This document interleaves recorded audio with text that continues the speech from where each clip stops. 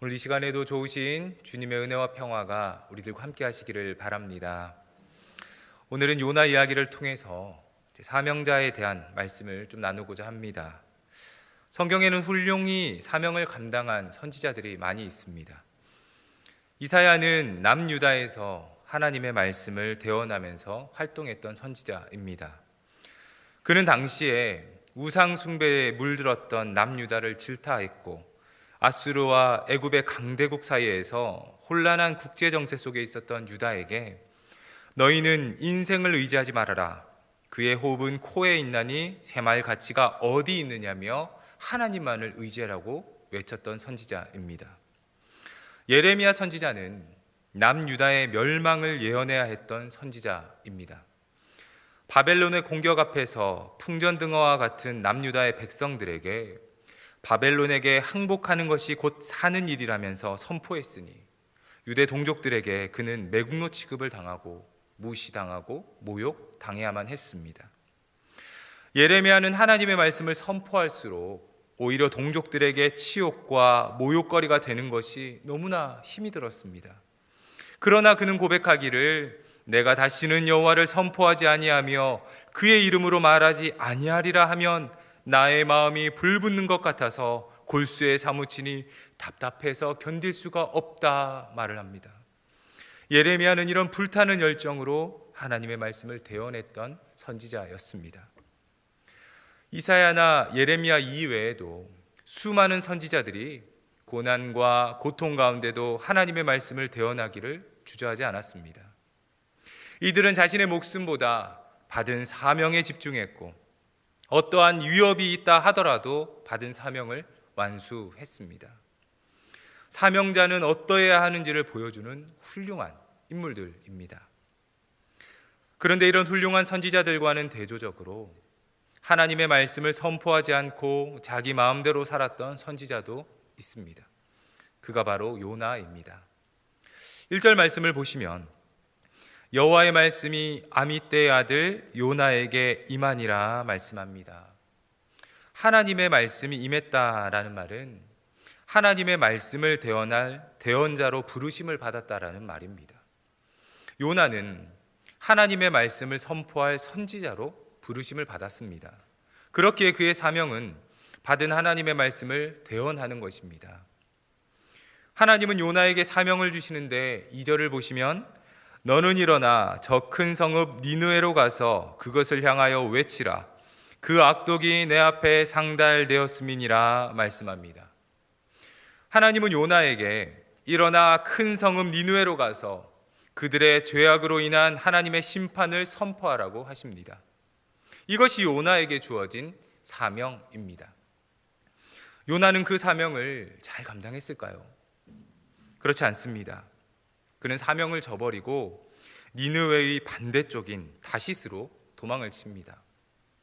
2절에 하나님의 말씀은 너는 일어나 저 큰 성읍 니느웨로 가라인데 3절에서 요나는 여호와의 얼굴을 피하려고 일어나 다시스로 도망을 쳤다 말을 합니다.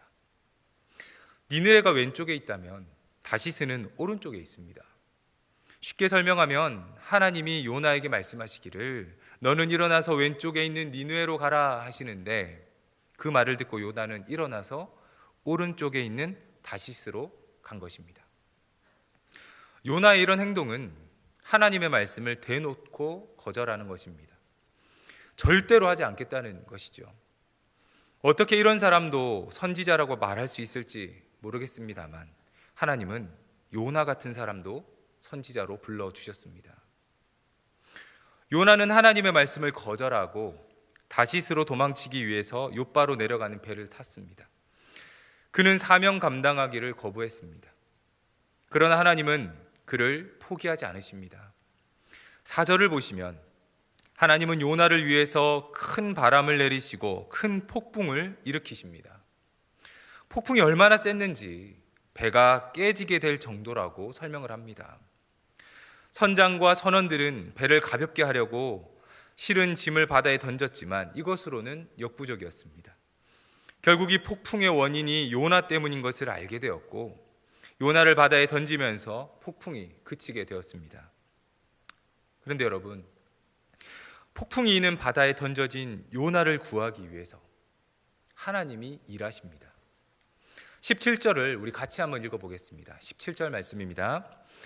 여호와께서 이미 큰 물고기를 예비하사 요나를 삼키게 하셨으므로 요나가 밤낮 3일을 물고기 뱃속에 있으니라.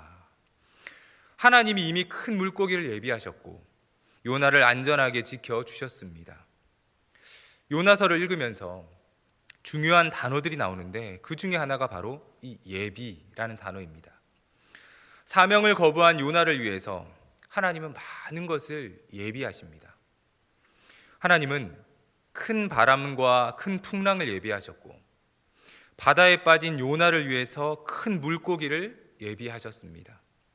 또 하나님은 사장에서 화를 내는 요나를 위해 박넝쿨을 예비하셨고 또 벌레를 예비하시고 뜨거운 동풍도 예비하셨습니다.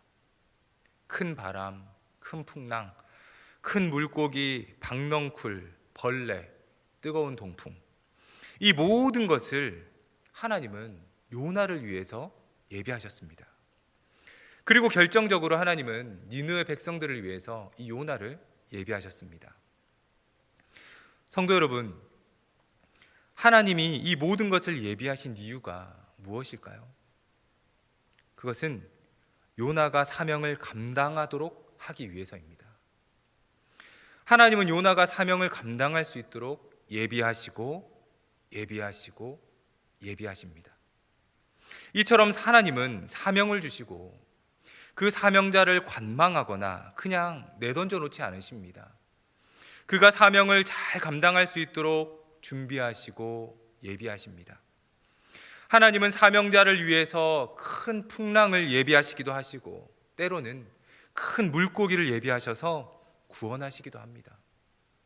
하나님이 사명자를 위해서 때로는 큰 풍랑도 예비하시고 또 때로는 큰 물고기도 예비하신다 하는 말은 사명받은 자에 대한 하나님의 인도하심이 함께하고 있다는 말입니다.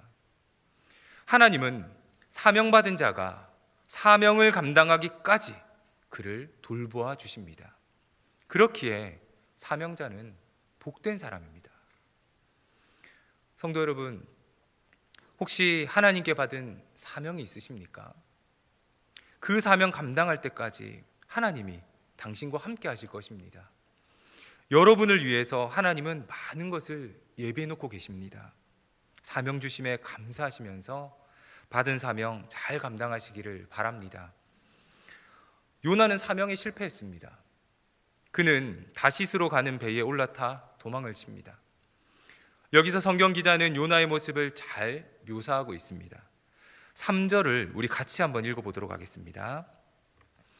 그러나 요나가 여호와의 얼굴을 피하려고 일어나 다시스로 도망하려 하여 욥바로 내려갔더니 마침 다시스로 가는 배를 만난지라. 여호와의 얼굴을 피하여 그들과 함께 다시스로 가려고 배삭스를 주고 배에 올랐더라. 여호와의 얼굴을 피하려고, 이 말이 지금 2번이나 반복되고 있습니다. 요나의 상태가 어떤지 알 수 있는 구절입니다. 하나님의 얼굴을 피한다 하는 말은 죄를 범한 인간의 모습을 나타내는 표현입니다. 창세기 3장에서 선악과 열매를 먹은 아담과 하와가 하나님의 소리를 듣자 하나님의 얼굴을 피하여 동산나무 사이에 숨었다라고 말씀합니다. 죄를 지은 인간은 하나님을 피하여 숨습니다. 요나도 지금 하나님의 얼굴을 피합니다. 하나님을 피하는 요나는 어떻게 될까요? 끝없이 추락하게 됩니다. 요나의 행적을 보면 그는 욥바로 내려가고 또 배 밑층으로 내려갑니다. 그리고 풍랑을 만나서 바다에 던져져 바다 속으로 내려가고 결국에는 큰 물고기 뱃속까지 내려갑니다. 하나님의 얼굴을 피한 요나는 내려갑니다. 요나의 이런 모습은 우리에게 시사하는 바가 큽니다. 하나님을 피한 인생의 결과는 결국 끝없는 추락을 맞이하게 됩니다. 어떻게든 사명을 피해서 달아나서 보겠다고 하는 것은 어리석은 일입니다. 욥바로 내려가 다시스로 가서 숨으면 괜찮겠지 생각했지만 하나님을 피해 달아날 때에 얼마나 비참해지는지를 우리는 요나를 통해서 보게 됩니다. 시편 139편 7절부터 10절까지 시편 기자는 이렇게 고백을 합니다. 우리 말씀을 한번 띄워주시면 제가 한번 읽어보겠습니다. 내가 주의 영을 떠나 어디로 가며 주의 앞에서 어디로 피하리이까? 내가 하늘에 올라갈지라도 거기 계시며 수월에 내 자리를 펼지라도 거기 계시니이다. 내가 새벽 날개를 치며 바다 끝에 가서 거주할지라도 거기서도 주의 손이 나를 인도하시며 주의 오른손이 나를 붙드시리이다. 우리가 하나님을 피해 숨을 곳이 어디겠습니까? 하늘에 올라가도 하나님은 그곳에 계시고 땅의 가장 깊은 곳 수올에 내려가도 하나님은 그곳에 계십니다. 바다 끝에 가서 거주할지라도 거기서도 주님의 손이 인도하시고 붙드신다고 시편 기자는 고백합니다. 하나님은 우리가 어디에 있든지 우리와 함께 하십니다. 이것은 우리를 감시하고 속박하기 위해서가 아닙니다. 우리를 인도하시고 붙드시기 위해서입니다. 하나님 안에 거하는 사람은 하나님의 보호하심을 받게 될 줄로 믿습니다. 그러나 이런 시편 기자와는 다르게 요나는 하나님의 손에서 떠나고 싶어 합니다. 요나는 하나님의 얼굴을 피하여 도망을 칩니다. 그리고 큰 풍랑이 일어났습니다. 풍랑이 얼마나 거센지 배가 파선하게 되었습니다. 그래서 배에 탄 사람들은 배의 무게를 조금이라도 줄이고자 물건을 바다에 버렸습니다. 밖에는 생존을 위해서 요란스러운데 요나는 이것을 크게 개의치도 않고 배 밑층에서 깊이 잠들어 있습니다. 이것을 본 선장이 요나에게 꾸짖으며 말을 합니다. 우리 같이 6절 말씀을 읽어보도록 하겠습니다. 선장이 그에게 가서 이르되 자는 자여 어찌함이냐 일어나서 내 하나님께 구하라. 혹시 하나님이 우리를 생각하사 망하지 아니하게 하시리라 하니라. 지금 갑자기 닥친 폭풍으로 배에 탄 이들이 저마다 자기 신에게 부르짖고 또 배를 가볍게 하기 위해서 최선을 다하고 있습니다. 풍랑으로 배에 탄 모든 이들이 어려움을 겪고 있습니다. 다들 살기 위해서 몸부림을 치고 있는 상황입니다. 그런데 그런 중에 선지자라고 하는 이는 지금 잠들어 있습니다. 오히려 고통 속에 있는 자들을 위해서 하나님께 기도해야 할 선지자 요나는 잠들어 있는 것입니다. 이런 한심한 요나를 보면서 이방인 선장이 꾸짖으면서 말을 합니다. 자는 자여 어찌함이냐 일어나서 내 하나님께 구하라. 또 사명을 피해서 달아나는 요나를 향해서 배에 탄 사람들은 어떻게 이렇게 무모한 짓을 했느냐며 기가 막혀 합니다. 요나는 당대 하나님의 말씀을 대언하는 영적인 지도자입니다. 그런데 사명받은 요나가 그 사명을 감당하지 않으니 오히려 세상 사람들로부터 질타를 받고 비난을 듣는 일이 벌어졌습니다. 요나는 니느웨의 죄를 꾸짖으라고 보냄을 받았으나 사명 감당하지 않으니 오히려 세상 사람들로부터 꾸지람을 듣게 되고 말았습니다. 성도 여러분, 우리는 오늘 요나의 모습 속에서 몇 가지 교훈을 삼아야 될 것들이 있습니다. 요나는 하나님의 사명을 받았습니다. 그러나 그 사명을 피해서 다시스로 달아났습니다. 요나가 사명을 포기하고 도망친 이유가 무엇입니까? 그것은 사명이 자기 마음에 들지 않았기 때문입니다. 니느웨는 아수르의 도시인데 이 아수르는 북이스라엘을 멸망시킨 나라입니다. 요나는 자기 나라를 멸망시킨 그 아수르가 구원받기를 원치 않았습니다. 요나는 원하지 않는 사명을 수행하느니 그냥 도망치는 게 낫다고 생각하고 도망을 쳤습니다.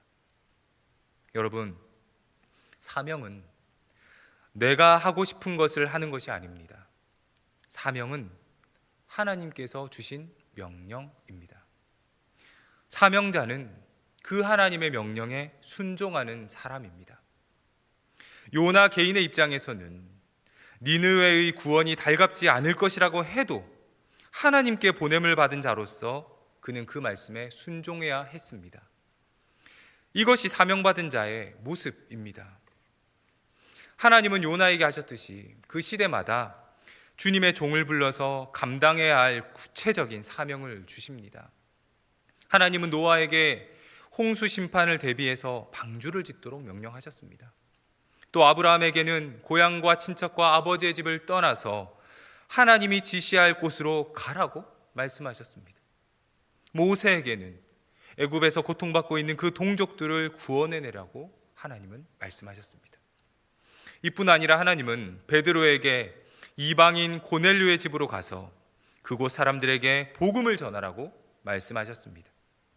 제자들에게는 예루살렘과 온 유대와 사마리아와 땅끝까지 복음을 전하는 사명을 주셨고, 또 바울에게는 유럽과 전 세계를 향한 복음 전도가 일어나도록 명령하셨습니다. 하나님은 사명을 감당할 사람들을 불러서 각 시대마다 하나님의 일을 이루어 가십니다. 이러한 하나님의 역사는 성경에 기록된 사람들에게만 일어나는 것은 아닙니다. 오늘 우리들의 삶을 통해서도 하나님은 일하고 계십니다. 여러분, 요나와 같이 오늘 우리도 하나님의 말씀을 받은 사명자라는 사실을 우리는 기억해야 합니다. 요나는 니느웨에 가서 하나님의 심판을 외치라는 말씀을 받았습니다. 오늘 우리는 세상에 가서 주 예수를 믿으라, 그리하면 너와 내 집이 구원을 받는다 외치라는 말씀을 받았습니다. 여러분, 우리도 요나처럼 가서 예수를 전하고 예수를 믿으면 살 것이라고 외치라는 말씀을 받은 것입니다. 그렇다면 우리도 하나님의 말씀을 받은 자요, 사명자입니다. 우리 모두에게 이 정체성이 있어야 됩니다. 요나는 하나님의 말씀을 받았지만 자신이 사명자라는 정체성이 부족했습니다. 그러다 보니 하나님의 말씀을 등지고 다시스로 도망쳤습니다. 우리도 사명자라는 인식을 갖지 못하면 우리가 받은 사명을 등지고 우리 마음대로 살아갈 수 있습니다. 그렇게 우리는 세상을 구원하라고 보내신 하나님의 사명자임을 우리는 반드시 기억해야 합니다. 그런데 우리의 모습을 보면 그 사명을 감당하기 부족해 보일 때가 있습니다. 여러분, 그렇지 않습니까? 능력도 없어 보이고, 아니 나 같은 사람이 무슨 그런 일을 할 수 있겠냐고, 나는 가진 것도 없고 배운 것도 없고 성경에 대해서 잘 알지도 못한다고 그렇게 생각할 수도 있습니다. 여러분, 하나님이 부르실 때 중요한 것은 우리의 능력이 있느냐 없느냐가 아닙니다. 하나님이 부르실 때 중요한 것은 하나님께 순종하는 것입니다. 하나님은 우리를 아십니다. 우리의 부족함도 아시고 우리의 능력 없음도 아십니다. 우리가 얼마나 부족한 사람인지, 또 우리가 얼마나 믿음이 작은 사람인지 하나님은 아십니다. 그럼에도 하나님이 우리를 부르시는 것입니다. 그런 우리이지만 그럼에도 하나님께서 하나님의 일꾼으로 쓰시겠다고 우리를 부르시는 것입니다. 그러니 하나님이 부르실 때 중요한 것은, 네 주님, 내가 여기 있습니다, 나를 사용하여 주십시오, 나를 보내주십시오, 순종하는 것입니다. 하나님의 일은 자기의 능력으로 하는 것이 아닙니다. 여러분, 모세를 생각해 보십시오. 그는 하나님께 부르심을 받고 5번이나 거절을 했습니다. 나는 부족한 사람입니다. 백성들이 내 말을 믿지 않을 것입니다. 나는 입이 뻣뻣하고 혀가 둔한 사람입니다. 오, 제발 보낼 만한 사람을 보내십시오. 모세도 처음에는 여러 가지 이유를 들면서 하나님의 부르심을 고사했습니다. 그러나 결국 모세는 순종했고 하나님의 지팡이를 손에 잡았습니다. 그리고 그 지팡이로 홍해를 가르고 반석에서 물을 내는 기적을 일으켰습니다. 여러분, 그 능력이 모세의 능력입니까? 아닙니다. 모세를 부르신 하나님의 능력입니다. 하나님이 모세에게 능력을 주셨고 하나님이 모세를 통해서 놀라운 기적을 일으키신 것입니다. 하나님의 부르심에 순종할 때에 하나님은 그 사람을 통해서 일하시고 역사하시는 것입니다. 하나님은 사명을 감당하는 자에게 힘 주시고 능력 주시고 용기를 주십니다. 그러니 자신의 연약함을 보면서 염려하지 마십시오. 하나님은 주님의 말씀에 순종하는 사람을 찾으십니다. 이런저런 이유를 들면서 하나님을 설득하려는 사람보다 부족하지만 나를 사용하여 주십시오 고백하는 사람을 하나님은 필요로 하십니다. 그러니 성도 여러분, 주님이 부르실 때에 순종하는 사람이 되시기를 바랍니다. 중요한 것은 나의 능력 여부가 아닙니다. 하나님의 부르심에 순종하는 것입니다. 하나님의 부르심에 순종할 수 있는 믿음과 결단이 우리 모두에게 있으시기를 바랍니다. 마지막으로 우리가 사명을 감당해야 하는 이유가 있습니다. 그것은 우리가 복음을 전하는 사명을 감당하지 않으면 세상은 구원받을 수 없기 때문에 그렇습니다. 생명이 예수께 있는데 그 예수 전하지 않으면 세상은 죽을 수밖에 없기 때문입니다. 그래서 우리는 복음을 전해야 하는 사명을 감당해야 합니다.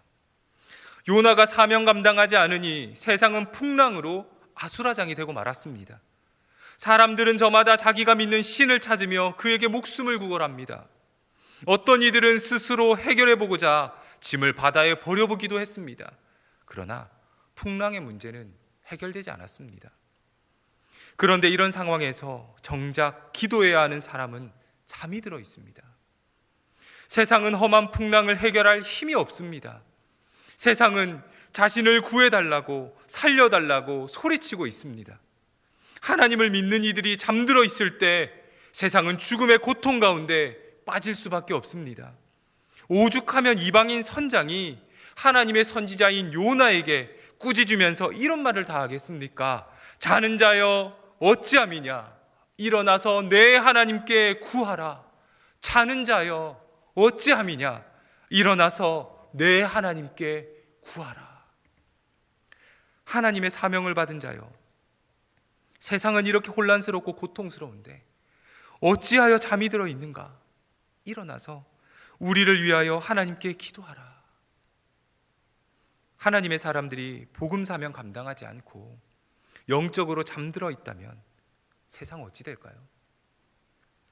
세상의 환난과 고통을 보며 그들을 위로하고 하나님께 기도해야 하는 성도들이 오히려 잠들어 있으면, 그래서 세상 사람들의 꾸지람을 듣는 상황이 발생한다면 하나님은 어떤 마음이 드실까요? 우리가 사명 감당하지 않고 복음 전하지 않으면 세상에는 희망이 없습니다. 성도 여러분, 여러분은 복음 사명을 위해서 순종하고 있으십니까? 생명을 살리고 구원하고자 하시는 그 하나님의 마음을 품고 일어나 외치고 있으십니까? 밖은 풍랑이 일고 지금 목숨을 살려달라고 소리치고 있는데 혹시 요나처럼 혼자 잠이 들어 있지는 않으십니까? 자신을 좀 살려달라고, 자신을 구원해달라는 외침을 외면한 채 사명을 포기하고 있지는 않으십니까? 하나님의 사람들이 기도하지 않고 복음 전하지 않으면 세상의 사람들은 고통 속에서 죽을 수밖에 없습니다. 그런데도 여전히 영적인 잠에 취해서 사명을 모른 척 하시겠습니까? 자는 자여 어찌함이냐? 일어나서 내 하나님께 구하라. 세상 사람들의 이 외침이 우리의 마음에 큰 울림이 되었으면 좋겠습니다. 우리가 깨어 일어나 사명을 감당해야 저들이 살 수 있습니다. 우리 손에 세상의 생명이 달려 있습니다. 우리는 세상의 생명을 전하는 하나님의 사명을 받았습니다. 성도 여러분, 요나와 같이 사명을 외면하여 세상 사람들로부터 지탄받는 이들이 아니라 우리 모두 생명을 살리고 구원하는 일에 힘쓰는 자들이 되시기를 바랍니다. 예수가 필요한 자들에게 예수를 증거하는 자들이 되시기를 바랍니다. 예수 그리스도가 생명이라는 사실을 선포하는 자들이 되시기를 바랍니다. 이제 다음 주부터 우리는 행복 모임이 시작됩니다. 행복 모임을 통해서 하나님은 우리에게 사명을 주고 계십니다. 일어나 니느웨 저 세상으로 가서 그것을 향하여 외쳐라. 하나님이 우리에게 말씀을 주셨습니다. 우리를 사명자로 부르고 계십니다. 이제 말씀을 받은 우리는 니느웨로 갈지 다시스로 갈지 결정해야 합니다. 성도 여러분, 오늘 우리가 같이 결단했으면 좋겠습니다. 주님, 우리는 니느웨로 가겠습니다. 아골골짝 빈들에도 우리는 복음 들고 가겠습니다. 오늘 이 시간 이러한 결단과 고백을 주님께 드리십시다. 선한 싸움 싸우고 달려갈 길을 마치고 믿음을 지킨 자들에게는 이제 후로 의의 면류관이 예비되어 있다고 주님은 말씀하십니다. 사랑하는 성도 여러분, 사명자에게 주시는 주님의 상급이 있습니다. 비록 이 땅에서의 부귀영화는 아닐지라도 사랑하는 우리 주님께 잘했다 칭찬받으며 영원한 하나님 나라에서 함께 거하는 은혜가 예비되어 있습니다. 그 은혜를 바라보시며 받은 사명 잘 감당하시기를 바랍니다. 생명을 살리는 사명 붙잡고 끝까지 승리하시는 자들이 되시기를 주님의 이름으로 축복합니다. 기도하겠습니다. 우리를 복음 전하는 사명자로 부르신 하나님 아버지, 이 시간 주님이 주신 사명을 생각하며 기도합니다. 우리가 받은 사명을 생각하며 그 사명에 충성하길 원합니다. 주신 사명을 감당할 때까지 주님께서 힘과 능력 주심을 믿습니다. 우리의 힘으로 하는 것이 아님을 알기에 더욱 주님을 의지하며 감당하게 하옵소서.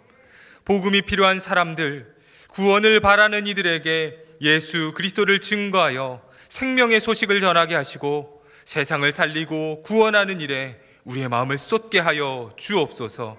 만일 영적으로 잠들어 있다면 잠에서 깨어 일어나 기도하게 하시고 주님의 일에 참여하게 하옵소서. 우리의 구원자 되시는 예수 그리스도 이름으로 기도합니다. 아멘.